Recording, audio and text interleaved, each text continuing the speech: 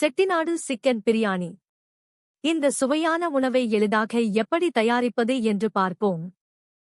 காரமான மற்றும் நறுமணமிக்க செட்டிநாடு சிக்கன் பிரியாணி என்பது காரமான செட்டிநாடு மசாலாவில் ஊறவைக்கப்பட்ட மென்மையான கோழி இறைச்சியுடன் கூடிய ஒரு தென்னிந்திய அரிசி.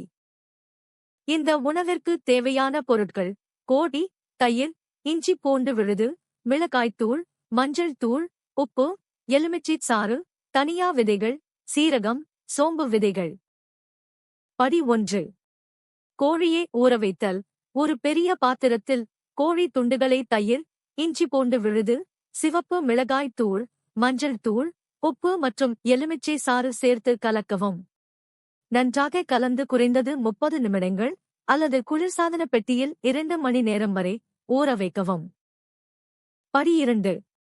செட்டிநாடு மசாலா பொடி தயாரிக்க.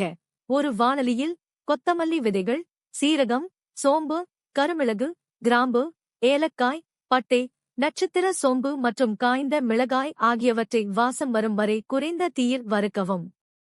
சிறிது நேரம் ஆறவைத்து பொடியாக அரைத்துக் கொள்ளவும். படி 3. அதே வாணலியில் சிறிது எண்ணெய் அல்லது நெய் சூடாக்கி நறுக்கிய வெங்காயம், இஞ்சி, பூண்டு சேர்த்து வெங்காயம் பொன்னிறமாகும் வரை வதக்கவும். கறிவேப்பிலை சேர்த்து 1 நிமிடம் வதக்கவும். நறுக்கிய தக்காளியைச் சேர்த்து மென்மையாகும் வரை சமைக்கவும். கலவையை ஆறவைத்து வறுத்த மசாலா பொடியுடன் சேர்த்து தேவைப்பட்டால் சிறிது தண்ணீர் சேர்த்து மென்மையான விழுதாக அரைக்கவும். படி 4. பிரியாணி அடிப்பகுதியை சமைக்கவும். ஒரு பெரிய கனமான அடி வைத்த பாத்திரம் அல்லது பானையில் நெய் அல்லது எண்ணெய் சூடாக்கவும். பிரியாணி இலை, பச்சை ஏலக்காய், கிராம்பு மற்றும் பட்டை சேர்க்கவும். நறுமணம் வரும் வரை சில வினாடிகள் வதக்கவும். படி 5. மெல்லியதாக நறுக்கிய வெங்காயத்தைச் சேர்த்து பொன்னிறமாகும் வரை வதக்கவும். பச்சை மிளகாயைச் சேர்த்து 1 நிமிடம் வதக்கவும். படி 6. ஊறவைத்த கோழியை சேர்த்து கோழி பாதி வெந்தும் ஈரப்பதம் குறைந்தும் வரும் வரை மிதமான தீயில் 5 முதல் 7 வரை நிமிடங்கள் சமைக்கவும். படி 7. தயார் செய்த செட்டிநாடு மசாலா பசையை கோழியுடன் சேர்த்து நன்கு கலக்கவும். மசாலா நன்றாகச் சேர்ந்தும் எண்ணெய் பிரிந்தும் வரும் வரை இடையிடையே கிளறிக்கொண்டு 5 முதல் 7 வரை நிமிடங்கள் சமைக்கவும். படி 8. நறுக்கிய புதினா இலைகளையும் கொத்தமல்லியையும் கோழிக்கலவையுடன் சேர்த்து கலக்கவும். படி 9. ஊறவைத்த பாசுமதி அரிசியை வடிகட்டி அதை கோழி கலவையுடன் சேர்க்கவும். அரிசியை கோழி மற்றும் மசாலாவுடன் மெதுவாக கலக்கவும்.